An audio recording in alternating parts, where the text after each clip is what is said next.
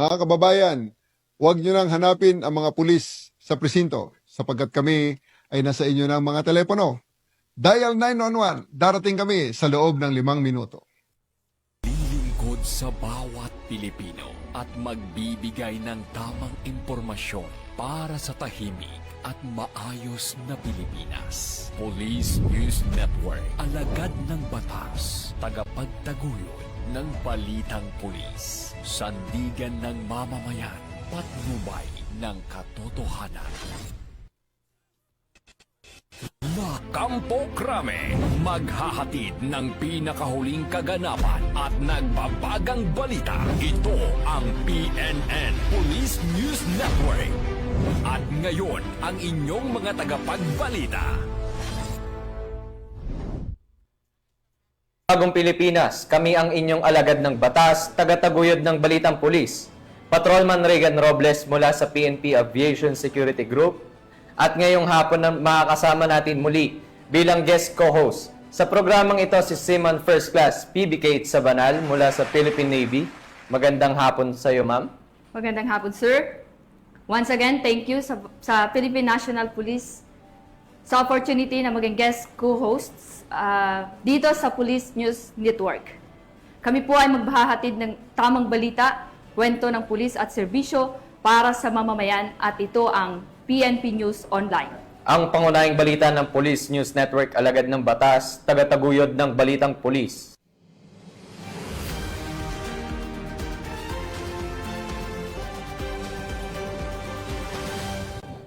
Narito ang mga balitang dapat niyong abangan.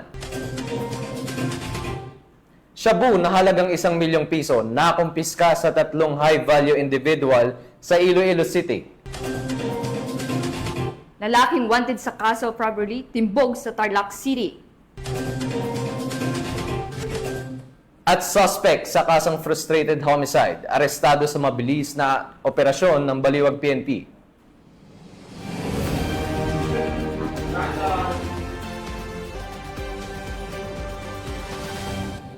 Narito ang mga balitang hatid ng ating PNN correspondents mula sa iba't ibang panig ng bansa.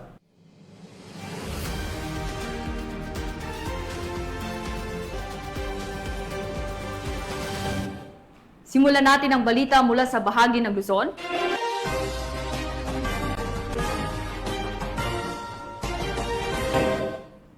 Kulungan ang kinahantungan ng isang lalaking wanted sa kasong robbery matapos itong maaresto sa isinagawang manhunt operation ng PNP Highway Patrol Group sa Barangay Matatalaib, Tarlac City.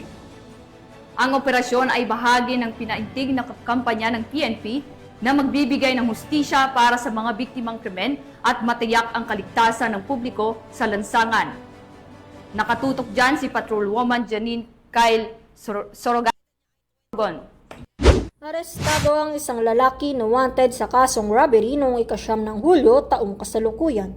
Nahuli ang suspect na si alias Alvin sa ikinasang manhunt Charlie operation ng Highway Patrol Group PHPT Tarlac kasama nga namatauhan ng Tarlac City Police Station sa Barangay Matatalaib, Tarlac City. Nagbigay naman ng pahayag si Police Captain Jonah Ann A. Alonzo sa nasabing operasyon. Ang pagkakaaresto sa suspect ay bunga ng isang manhunt Charlie operation ng ating operatiba na ikinasa ng PHPD Tarlac dito sa Barangay Matatalaib, Tarlac City. Haharap ang suspect sa kasong robbery under Article 302 ng Revised Penal Code. At sa bisa po ng warrant of arrest ay nahuli natin ang isang alias Alvin na nilagdaan ni Honorable Aileen Torres Peña, presiding judge ng RTC Branch 110 of Tarlac City. Nasa kustudiya ngayon ng PHPD Tarlac ang nasabing suspect. Paalala po sa ating mga kababayan na asahan nyo na patuloy po ang aming pagsasagawa ng mga operasyon upang hulihin ang mga taong may pananagutan sa batas. At bilang guardian of the highway, asahan nyo po na araw-araw po ang aming anti-carnapping operation, pagpapatupad ng mga batas trapiko sa kalsada at masakote ang mga taong nambibiktima sa ating mga kababayan, mga magnanakaw ng mga motorsiklo, sasakyan, mga pasaway rin ng mga motorista na patuloy na lumalabag sa mga batas trapiko sa kalsada. Ang suspect ay binasahan ng kanyang karapatan sa salitang kanyang nauunawaan at kasalukuyan siyang nakapiit sa HPG Provincial Highway Patrol Team Tarlac Custodial Facility para sa dokumentasyon at tamang disposisyon habang inaantay ang pagharap niya sa korte. Kami ang Guardian of the Highways, ang kakampi nyo sa kalsada na patuloy na magbibigay ng serbisyong HPG dahil dito sa ating bagong Pilipinas, ang gusto ng pulis, ligtas ka. At para sa iba pang balitang dala na serbisyong HPG, tumutok lamang sa aming YouTube channel at Facebook page na Police News Network. Mula sa tanggapan ng kampinyo sa kalsada, ako ang inyong PNN correspondent, Patrolwoman Janine Kale Sorongon para sa Police News Network. Alagad ng batas, tagataguyod ng balitang pulis. Maraming salamat, Patrolwoman Sorongon. Sa loob lamang ng 5 minuto, agad na naaresto ng mga rumesponding pulis ang isang suspect sa insidente ng pamamaril matapos magsagawa ng hot pursuit at dragnet operation ang mga tauhan ng Baliwag City Police Station at Bulacan 2nd Provincial Mobile Force Company sa lugar na pinangyarihan ng insidente. Patrolwoman Pearl Crystalline Javier sa report. Naaresto sa loob lamang ng 5 minuto ang isang lalaki sa pamamaril matapos magsagawa ng hot pursuit at dragnet operation ang mga operatiba ng Baliwag City Police Station at Bulacan 2nd Provincial Mobile Force Company sa Barangay Tibag, lungsod ng Baliwag, Bulacan. Kinilala ni Police Lieutenant Colonel Jason San Pedro, Acting Chief of Police ng Baliwag City Police Station, ang suspect na lalaki, 45 anyos at residente ng Barangay Sabang, Baliwag, Bulacan. Ayon sa ulat, naganap ang insidente bandang alas 7 ng gabi sa isang inuman na kung saan nagkaroon ng komprontasyon at sinuntok umano ng isa sa mga biktima ang suspect dahilan upang siya ay magpaputok ng baril at saka ito tumakas sakay ng motorsiklo. 3 katao ang nasugatan at agad namang isinugod sa ospital. Dahil sa mabilis na pagkakakilanlan mula sa isang saksi, ikinasa ng mga otoridad ang operasyon at matagumpay itong naaresto sa kanyang tahanan. Narecover ang baril at ang getaway na motorsiklo.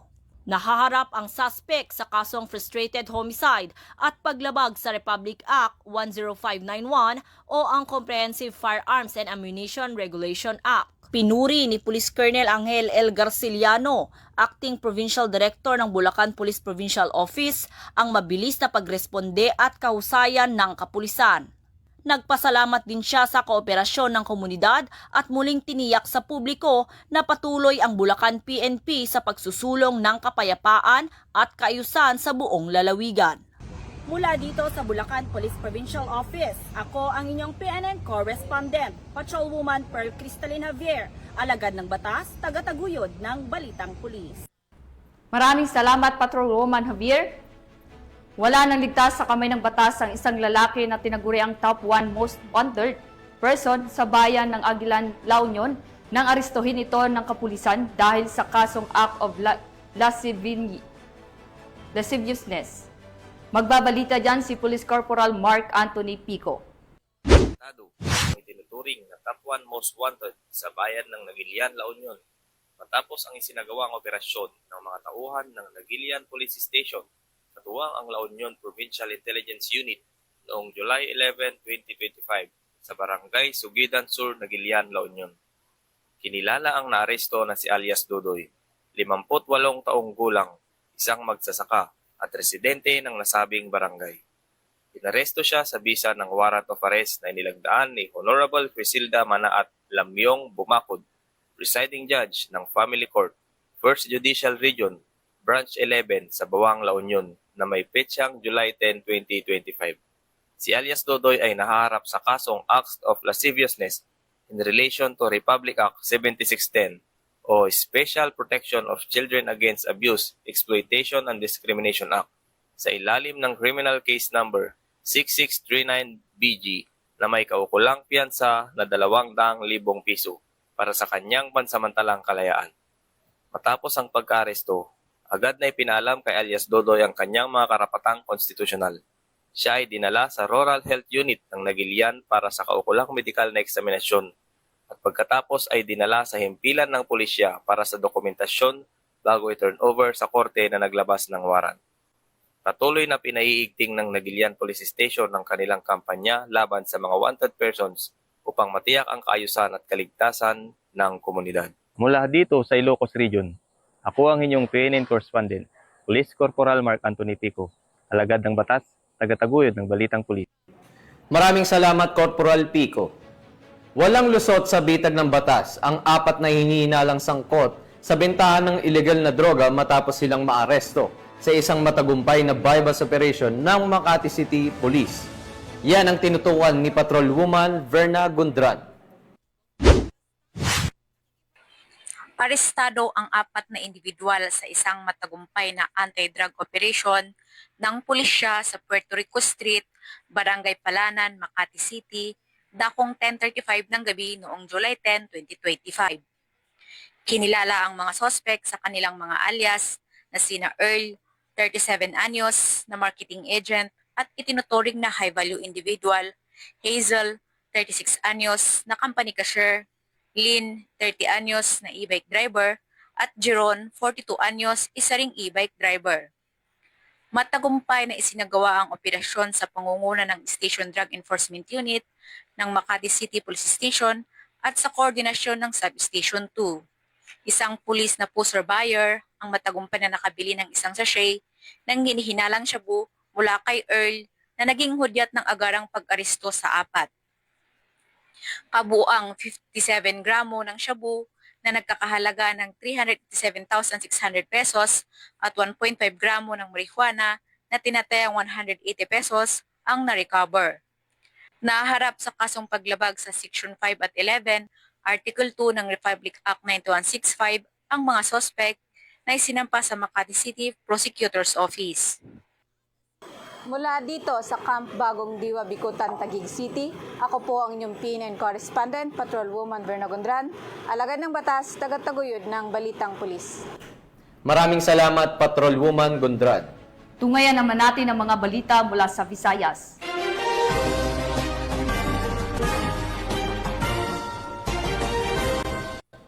Tatlong iniinalang high-value individual ang bumagsak sa kamay ng batas matapos silang madakip sa isang bypass operation sa Iloilo City na nagresulta sa pagkakakumpiska ng humigit kumulang 1 milyong pisong halaga ng iniinalang shabu. Agad silang inaresto at kasalukuyang nasa kustudiya ng pulis habang inihahanda ang kasong isasampa laban sa kanila alinsunod sa Republic Act 9165 o Comprehensive Dangerous Drugs Act of 2002. Tinutukan niya ni Patrolwoman Andrea Dominic Di Palubos.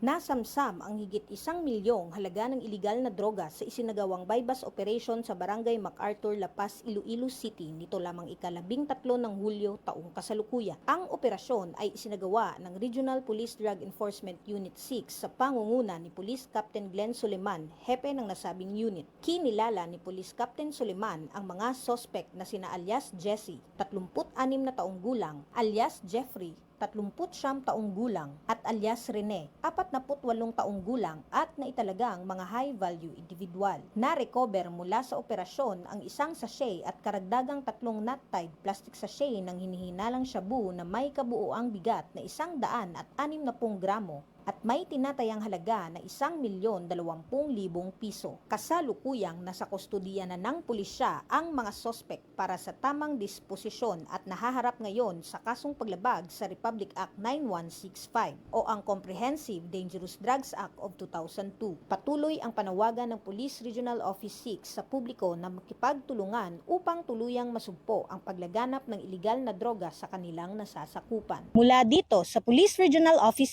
6, ako ang inyong Police News Network Correspondent, Patrolwoman Andrea Dominic Di Palubos, alagad ng batas, tagataguyod ng Balitang Pulis. Maraming salamat, Patrolwoman Di Palubos. Narito naman ang mga balita mula sa bahagi ng Mindanao.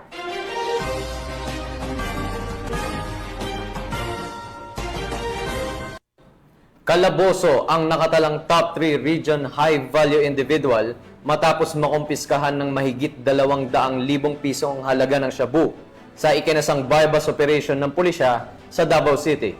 Sa gitna ng maigting na kampanya ng pamahalaan kontra illegal droga, patuloy ang operasyon ng pambansang pulisya upang tugisin ang mga pangunahing personalidad sa illegal drug trade. Patrolwoman Shaira Rose Aquino sa balita. Operation ng mga Tas, ma'am, operatiba one ng shot, one Tugbok shot. Police Sa akin Station na po ang yan. tinuturing na top 3 region high-value individual, madaling araw noong 12 ng Hulyo sa Purok 6, Santan Street, Barangay Mintal, Tugbok District, Davao City. Ayon kay Police Major Neil M. Vistar, officer in charge ng Tugbok Police Station, kinilala ang suspect na si alias Tinguy, 23 anyos, isang construction worker at residente ng Purok 18, Barangay Mintal, Tugbok, Davao City. Nakumpiska mula sa kanya ang tinatayang 36 gramo ng hinihinalang shabu na may standard drug price na 244,800 pesos, budol money, isang pitaka at personal na pera. Kasalukuyang nakakulong na si Tengoy sa nasabing istasyon at nahaharap sa kasong paglabag sa Republic Act 9165 o ang Comprehensive Dangerous Drugs Act of 2002. Ang matagumpay na operasyon na ito ay patunay ng tuloy-tuloy na laban ng kapulisan laban sa iligal na droga. Sa pamamagitan ng mahigpit na koordinasyon at mabilis na aksyon, na ipapakita ng mga otoridad ang kanilang determinasyon na panatilihing ligtas at malaya sa droga ang komunidad. Mula rito sa Police Regional Office 11, ako ang inyong PNN Correspondent, Patrolwoman Shaira Rose Aquino, alagad ng batas, tagataguyod ng Balitang Pulis. Maraming salamat, Patrolwoman Aquino. At para sa uling balita, malasakit at dugo ang inialay ng mga tauhan ng Maguindanao del Sur Police Provincial Office sa kanilang aktibong pakikiisa sa isinagawang mobile blood donation activity sa lalawigan ng Maguindanao del Sur. Yan ang balitang hatid ni Patrolwoman Judy Ann Alibo. Makabuluhang hakbang para sa kalusugan at buhay ng mamamayan ang isinagawa ng mga kapulisan ng Maguindanao del Sur PPO nito lamang 8 ng Hulyo taong kasalukuyan sa pamamagitan ng isang mobile blood donation activity sa Sharif Aguac, Maguindanao del Sur. Pinangunahan ni Police Colonel Sultan Salman H. Sapal, Provincial Director ng Maguindanao del Sur PPO, ang naturang aktibidad, katuwang ang Provincial Medical and Dental Unit, Armed Forces of the Philippines at mga lokal na opisyal ng Sharif Aguac. Sa temang dugo ko, alay ko para sa Bangsamoro ay naglalayong makalikom ng sapat na supply ng dugo para sa mga nangangailangan. Isang hakbang na literal na nagbibigay buhay. Ayon kay Police Colonel Sapal, hindi lamang proteksyon ang aming tungkulin sa ganitong mga gawain. Nais naming iparamdam na ang kapulisan ay kaagapay ng bawat Bangsamoro sa panahon ng pangangailangan. Ang ganitong inisyatiba ay hindi lamang nagbibigay pag-asa sa mga pasyente, kundi nagtatanim din ng kamalayan at inspirasyon sa buong komunidad, na sa pagbabahagi ng dugo, isang buhay ang nabibigyan ng pag-asa. Mula rito sa Police Provincial Office ng Maguindanao del Sur, ako ang inyong PNN Correspondent, Patrolwoman Judy Ann Alibo, alagad ng batas, tagataguyod ng Balitang Pulis. Maraming salamat, Patrolwoman Alibo. At yan ang mga balitang nakalap ng ating PNN correspondents mula Luzon, Visayas at Mindanao.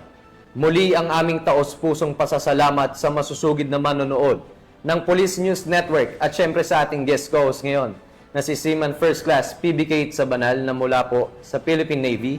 Baka may gusto po kayong batiin or pasalamatan, ma'am.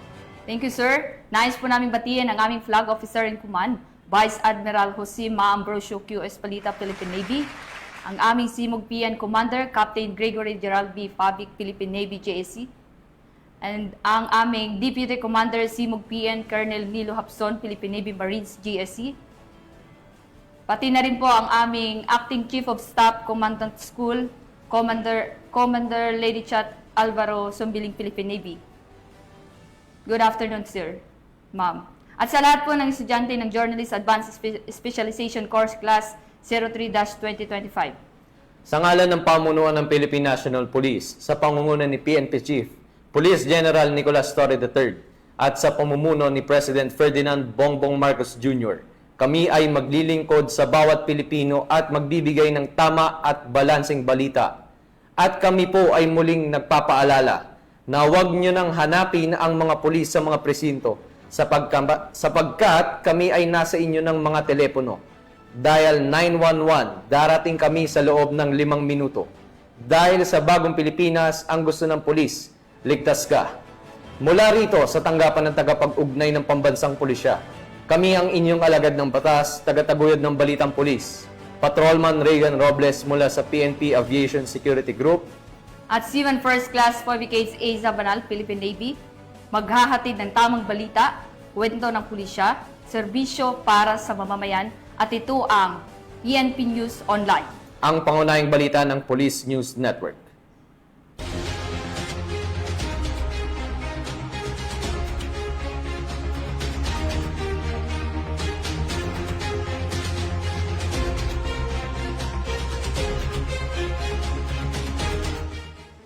Police News Network, alagad ng batas, tagapagtaguyod ng balitang pulis.